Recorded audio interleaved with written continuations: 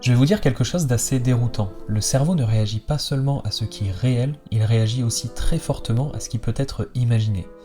Et ça, ce n'est pas une simple croyance ou du développement personnel un peu flou, c'est quelque chose de très documenté scientifiquement. On sait que lorsque vous imaginez une action, comme un mouvement par exemple, les mêmes zones du cerveau s'activent que lorsque vous faites réellement ce mouvement.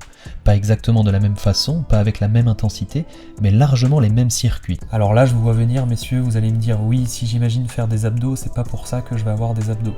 Et vous avez raison, ça ne fonctionne pas tout à fait comme ça. En fait, imaginer ne remplace pas l'action réelle. Mais ça active les circuits cérébraux liés au mouvement, à la préparation, à la sensation et parfois même aux réponses physiologiques. Le cerveau se prépare comme si l'action allait avoir lieu, même si le corps ne bouge pas. C'est pour ça que penser à une situation stressante peut déjà faire accélérer le cœur, que imaginer une situation gênante peut déjà créer une tension dans le corps. Le cerveau anticipe. En hypnose, on s'appuie souvent sur cette capacité naturelle. Pas pour tromper l'esprit, pas pour faire de la magie, mais pour travailler là où les réactions automatiques se déclenchent.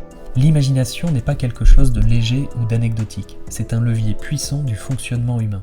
Et quand on comprend comment le cerveau y réagit, les changements deviennent souvent beaucoup plus accessibles.